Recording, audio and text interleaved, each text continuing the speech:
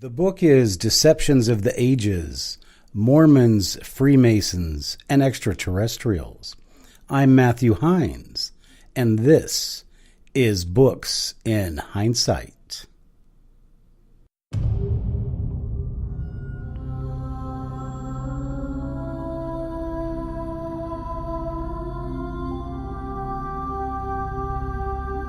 Welcome to Books in Heinessight, the only podcast where hindsight is always 2020.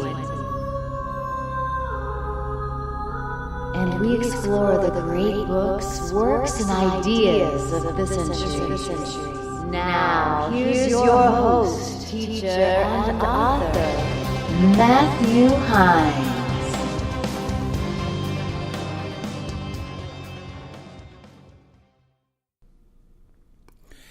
Hello, everybody, and welcome to another podcast, Books in Heinessight. This is podcast number 5, and I just want to bring your attention to the fact that we have 4 previous podcasts where in 3 of the episodes we talk about a couple of my books about living in the Sultanate of Oman and also about living in the Kingdom of Saudi Arabia. And our first podcast was more of a how-to about getting started in the publishing world and whether or not to make that big leap and some of the factors that might go into your decision. So again, if you want to go ahead and check those podcasts out, and by all means, please subscribe if you like the content on here and if you are interested in the topics that we're going to be talking about, and if you're interested in new books and exciting new authors. So today's the last in the series where I use the podcast to talk about my books. Now, some people might frown on that, but quite frankly, I do not, because it's a great way to get book sales, and mine are actually going up because I've been talking about them on this podcast. I want to bring your attention to the fact that there's you can watch this on iTunes Connect, which is the Apple podcast channel, and then also I have a YouTube channel, and it is called Books in Heinessight on YouTube. So please, if you want to watch, if you listen to the podcast and you say, boy, I'd sure like to see that guy on the video, well, that's going to be possible for you on YouTube. Now, also, let me bring your attention to another interesting tidbit about Books in Heinessight, and that is this format is only temporary because we're going to start interviewing live, breathing authors, and we're going to be talking about their books, and we might even throw in a few books that we just want to talk about that relate to their books. So it's going to be exciting stuff, but what you're looking at now is going to be changing a little bit over the next few episodes, unless we just do one single shot with me here, which I know that you all love. And also, whatever you want to see, whatever you're interested in, whatever authors you would like to hear interviewed, please put your comments in the description. All right, I think that, there's one other thing I want to say, and I probably shouldn't do this, but I just want to ask this question. It might be philosophical, but why is it, now I live in a very overpopulated area in Seattle, and I would like to know why it is that, you know how we have all these lanes, and when the lanes are always full, or even when they're not always full, there's always somebody driving in that fast lane, the passing lane. You know that lane on the very left? Not the commuter lane, but the passing lane, the very left lane. It is actually against the law to drive in that lane unless you're passing somebody. But why is it that every time the person sitting in that lane doing less than the speed limit is driving a Ford? Anyway, I don't know, but maybe somebody has the answer to that. And put yours in the comments below if you so desire. All right, so the book is Deceptions of the Ages. And I'll just bring it up here again so you can see it very quickly. I want you to make note that it's actually a rather substantial work, as all of mine are. And I want to talk to you today about why it is such a substantial work.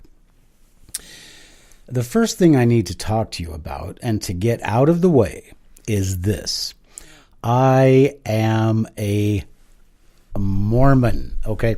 In the book I put quotation marks around Mormons, and it really was shocking, first of all, that so many people in the church thought that automatically, it's against the church, when I am a Latter-day Saint. And if they had just seen that I just don't like the people calling Latter-day Saints Mormons, because that makes them look like they're not Christians, which is what the book is about.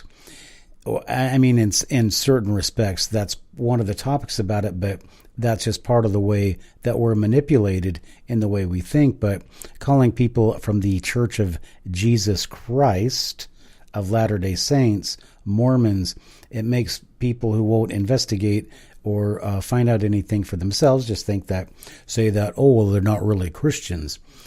And you see enough stuff on the internet and everything to know that there are people that will say just about anything about the church. And quite frankly, I have to confess that I've heard all these things. I've seen a few things, and I've always thought that the church was great, and the people in it are very nice, and I've never had, they're people just like anybody else, and I mean, they're just like everybody else. Except that they are supposed to be adhering to a higher ideal, and so when they don't live up to that, then of course we notice that yes, they are Mormons, as people say about myself. Okay, so the reason that I wrote the book is because I see the world. I have seen a lot in my lifetime. I have learned a lot. I am very well read. I started reading when I was when I was like 6 or 7 years old. I was reading adult books, and I just never stopped until I turned like 50. And then I'm very well read. And so it seems to me that through my life, I have been shown things that, like, they all relate to each other. So I'm shown that this is this, but then something comes along. To other people, those things might not be related, but then that gets tied in to what, previous knowledge I have, which is mostly not very practical knowledge at all. But one of the things that has happened in my life over the time is that I've been able to accumulate through my study of history, and I trained to be a history teacher in college, and I have been around the world, and I have written and all kinds of things. But I have seen these things that I know from history.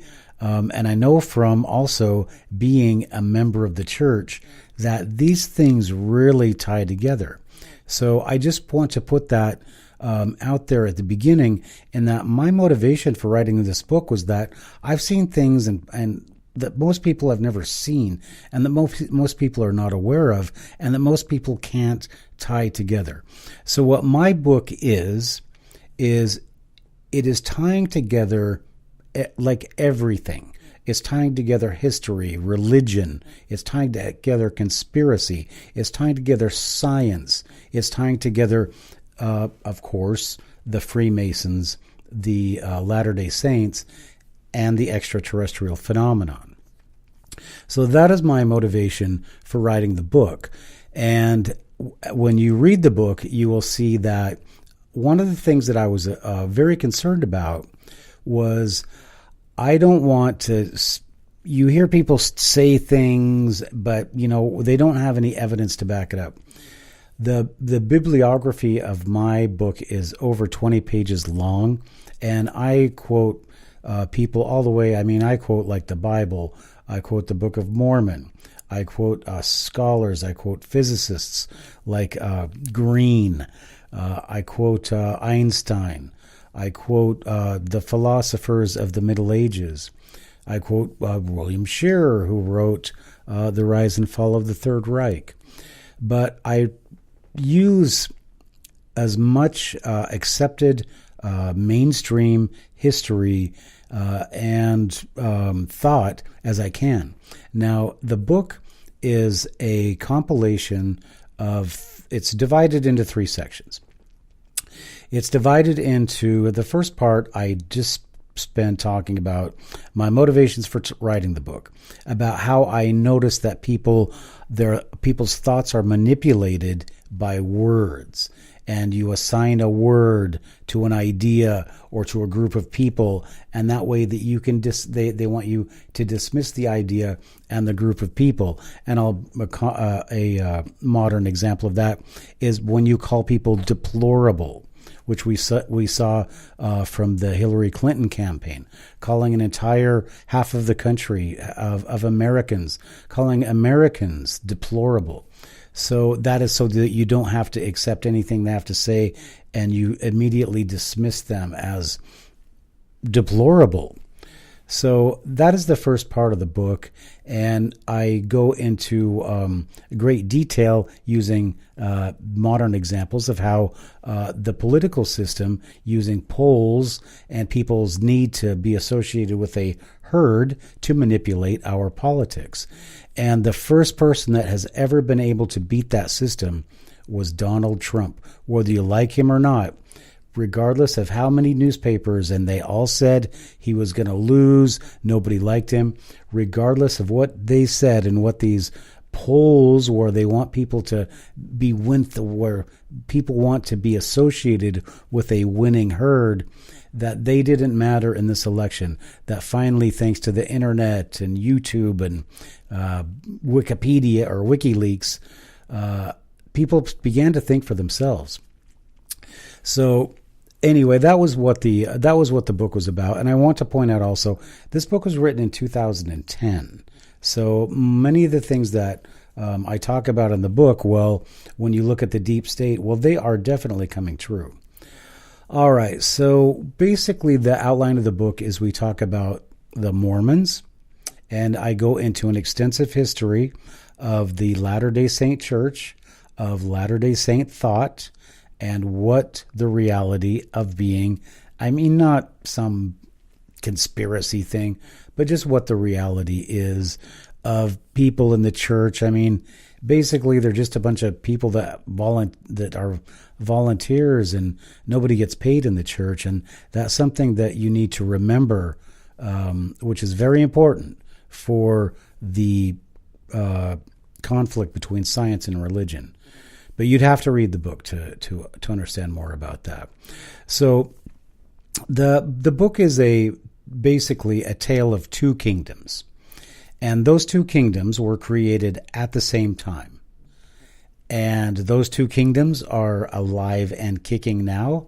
And you will have to read the book to understand more about it. But they were in fact created at exactly the same time. And I go into a physical, using physics to demonstrate why you would need 2 kingdoms, 2 opposing kingdoms for anything in our world to work. And then we'll see that in UFO technology as well, so you might find that a little bit interesting. All right, so I want to talk to you a little bit about the book about as far as the Freemasons are concerned. Now, there's a lot of conspiracy. People talk about the Freemasons the same as they talk about the Latter-day Saints. And you will find there is a tie between the Freemasons and the Latter-day Saints that originally existed when the church began, does not exist anymore, but that it did exist, and that there are things that are similar between the 2 institutions.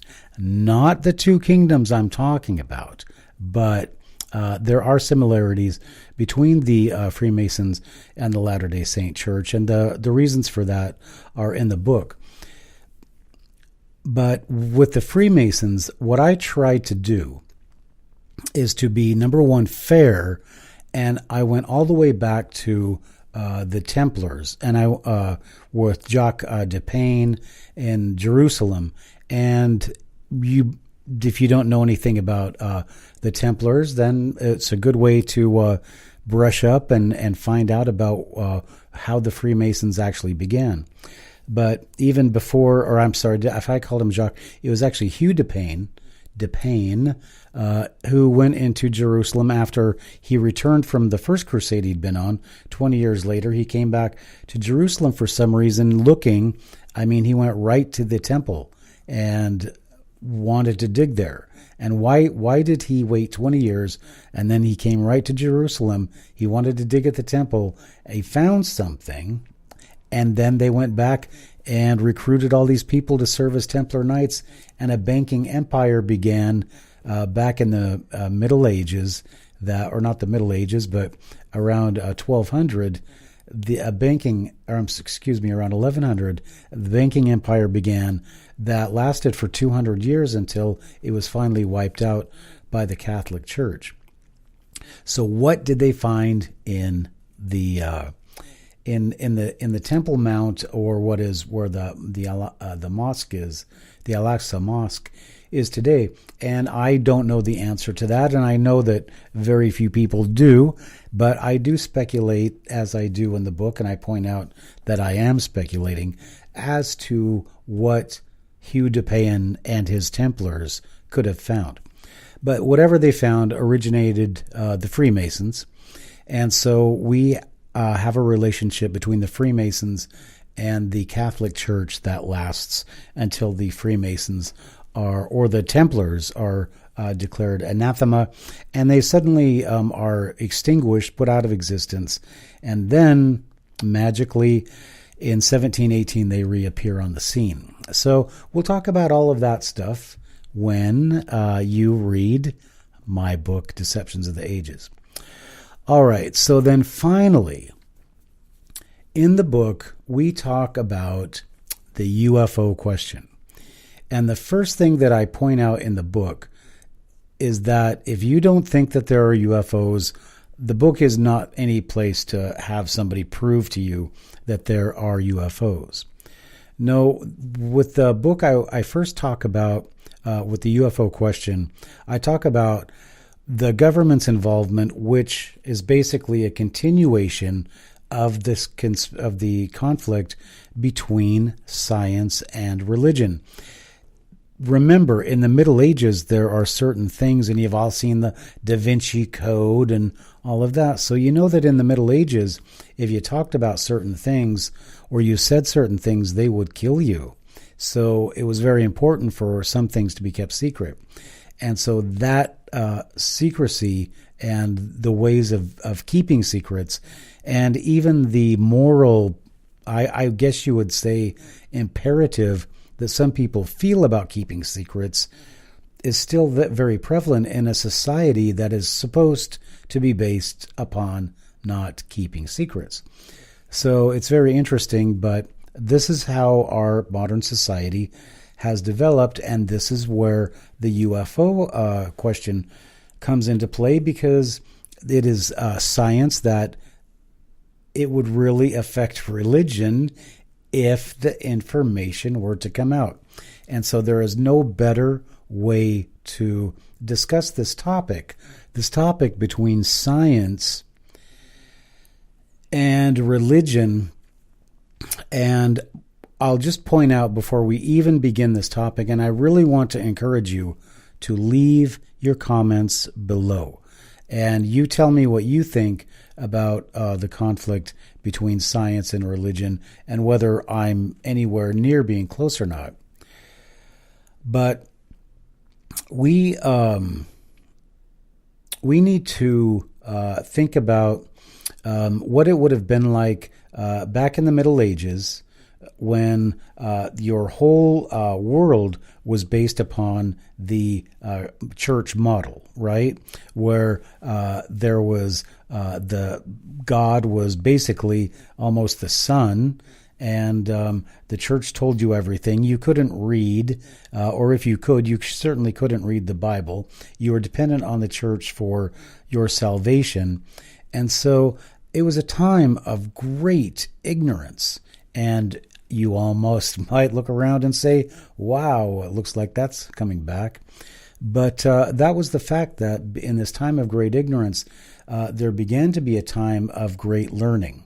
So we talk about that in Deceptions of the Ages when the knowledge of ancient Greece and the Romans and their thought and their philosophy began to be prevalent in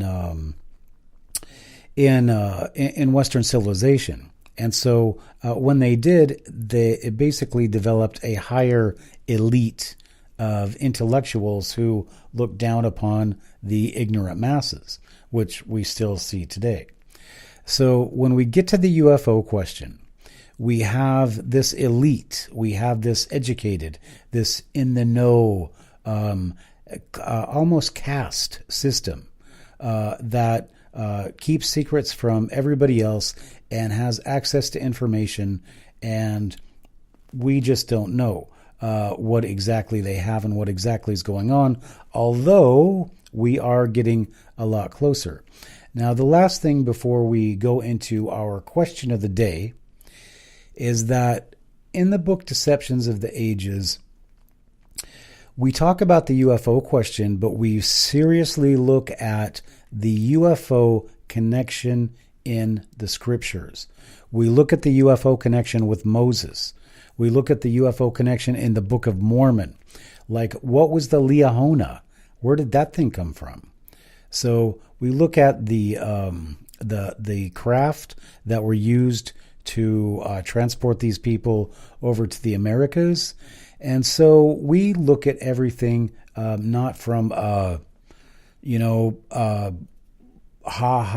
at that kind of thing, but we're looking at everything seriously because we don't want to just dismiss anything, because that's what modern scholarship does.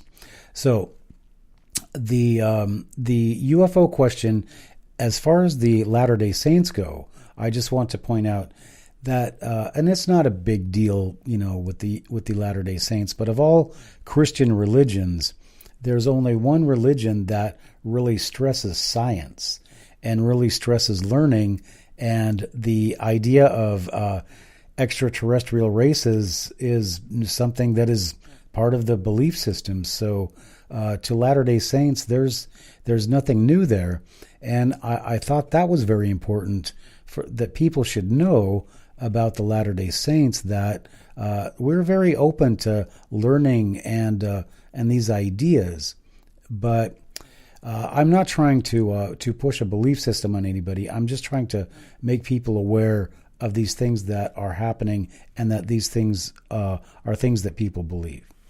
All right. So I think that pretty much covers Deceptions of the Ages, Mormons, Freemasons, and Extraterrestrials.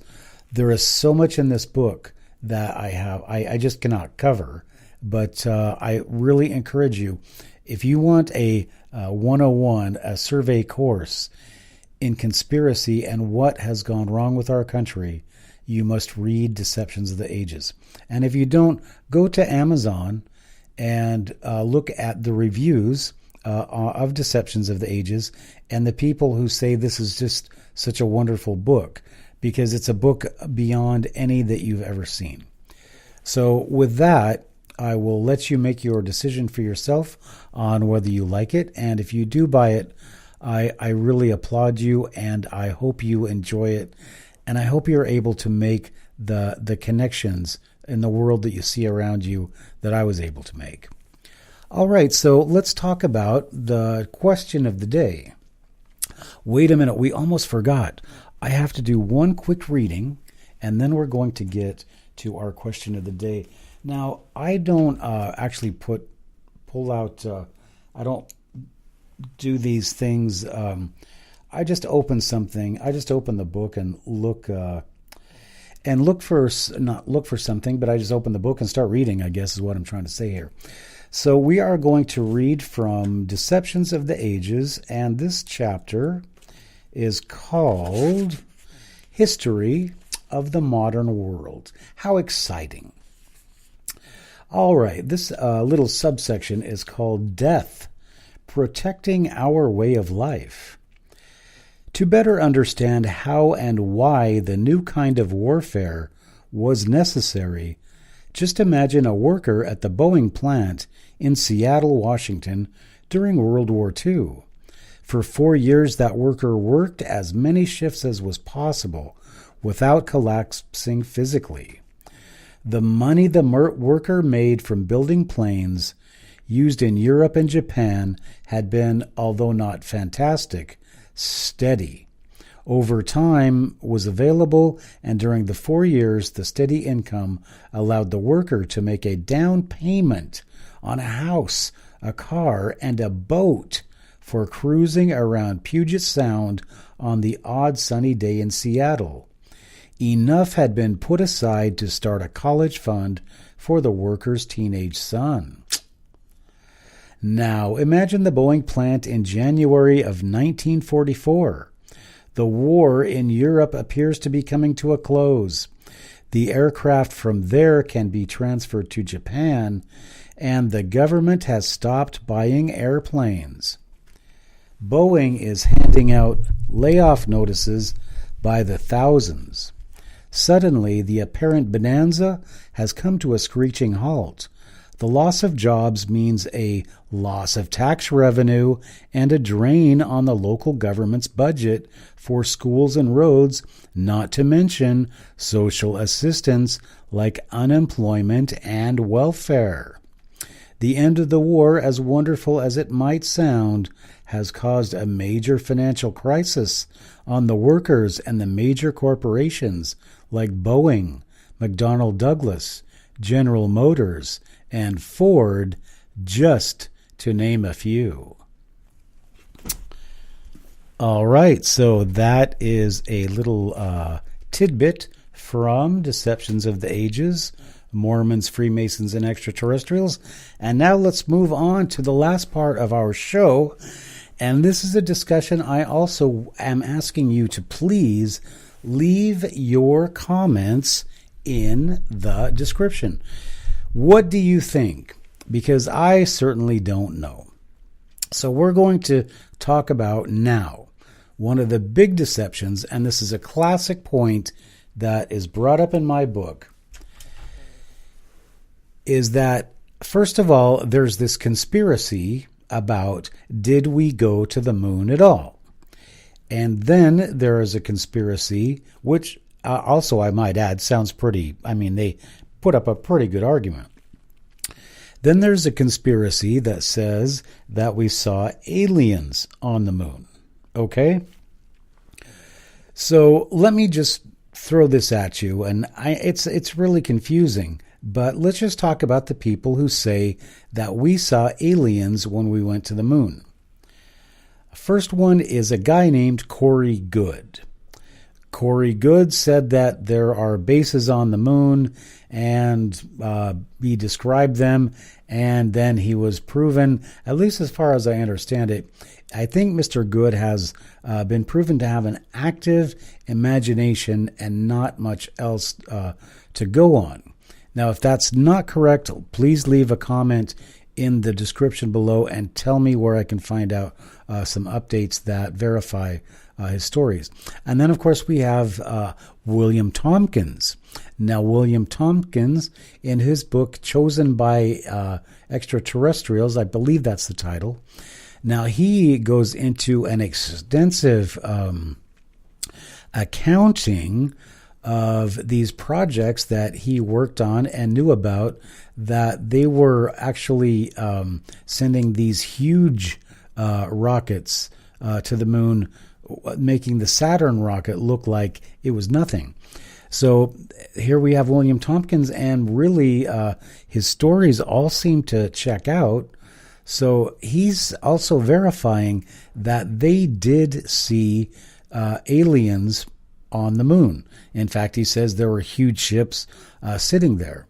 So, and then of course people who say that they saw or not aliens on the moon, but I think they did later, was of course the astronauts. The astronauts never admitted, the astronauts said, well, of course we did go to the moon. And they have stuck with that story. And then later on, it seems like they kind of went with the alien story as well. So we have Corey Goode, who says we went to the moon. We have William Tompkins, who says we went to the moon. We have the astronauts who say that they went to the moon. And also the last one I'm going to bring in here, because I'm going to bring in some of these people because I find them fascinating, are these remote viewers who say that they are remote viewing alien bases on the moon.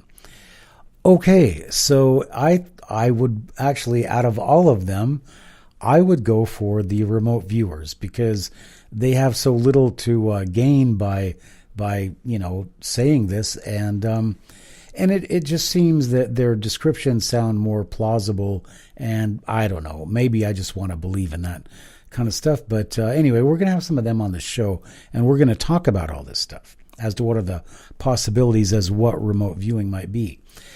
Okay, so now let's talk a little bit, now that we've picked the team of people who say that we have gone to the moon and yes or no seen UFOs. Now, the people who say that we haven't gone to the moon tend to be British. And they say things like, well, how come there is no dust or a crater, which you would have to have if you were going to land a craft on a sand or dust strewn surface like that. That they bring up that very good point. They also bring up the point that the astronauts would have either frozen or cooked to death in their suits because there was just no way that they could have had a cooling system on that suit that would have been adequate enough to shield them. Then they also say that they are wearing these suits when they are getting out of the lunar module, but there would have been no way because of the cramped conditions of the lunar module. There would have been no way for them to be able to fit or put those suits on inside of that module. So then they talk about this car that they supposedly took and how it would never have even fit inside the lunar module. So all of these things also make a very good argument, and almost a much greater argument than anybody else. So as I do in Deceptions of the Ages, I'm just going to throw something out here. I'm not going to settle this argument. You can settle this argument by posting on the comments, but I am just going to throw this, for instance, out there. Now, let's say that, like they say in the conspiracy documentaries, and even, Kissinger and, that French documentary that's out there, where Kissinger and they talk about killing the people who filmed it with Stanley Kubrick. Well, let's just say that what they say on there is probably very realistic and the most plausible explanation. They didn't know if they, I forgot to say about the Van Allen radiation belts. How did they survive those? They're supposed to kill people from radiation or kill anything that passes through them. And they're supposed to be a very real barrier to us traveling in space. And then also I have to add that Buzz Aldrin just said a few weeks ago that we didn't go to the moon. Old man rambling about something. He said, we didn't go. So all very interesting stuff. And let me just say this, that they needed to get to the moon for whatever reason they needed to get to the moon. And they didn't have the technology to do it. Or they did have the technology to do it, but have you ever been on holiday and tried to take pictures of things?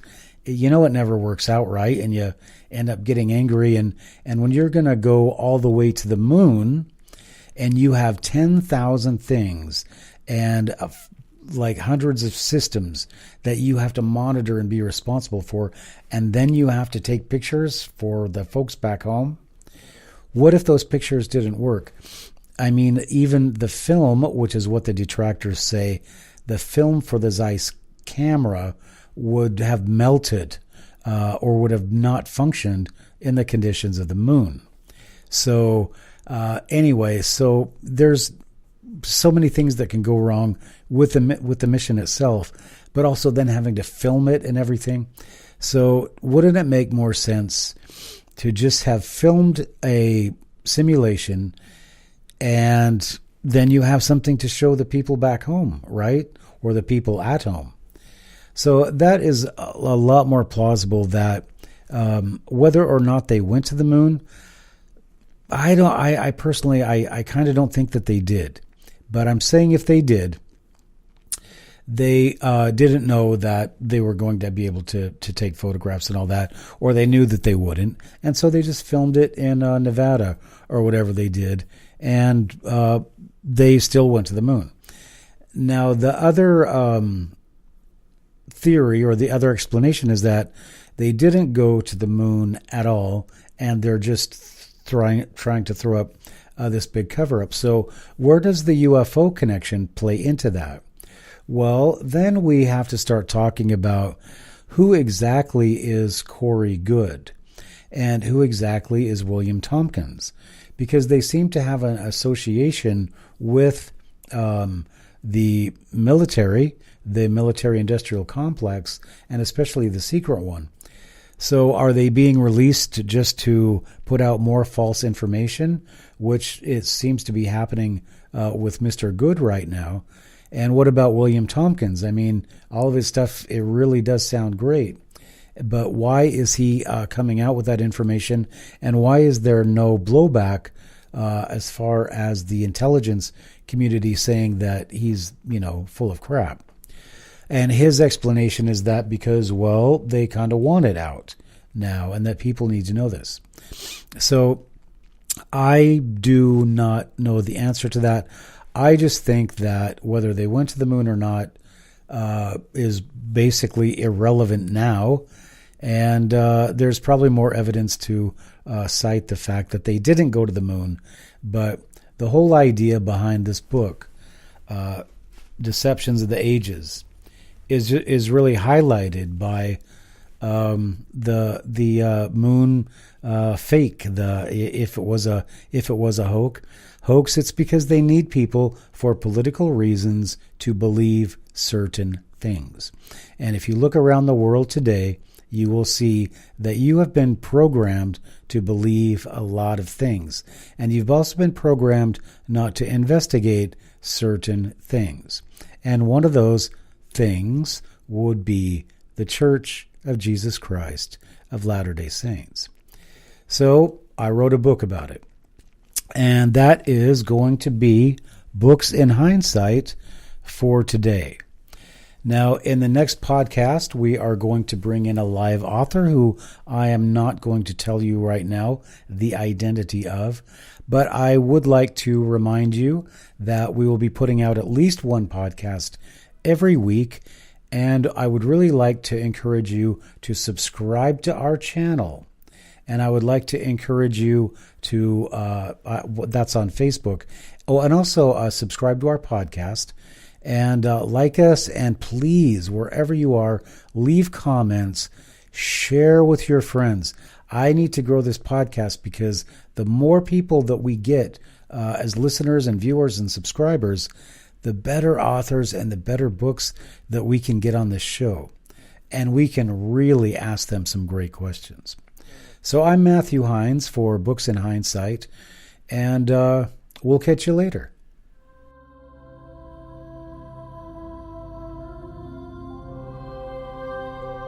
This has been Books in Hindsight with your host, Matthew Heines. Please join us for our next podcast and look for our archives on iTunes and go to thehindsight.com.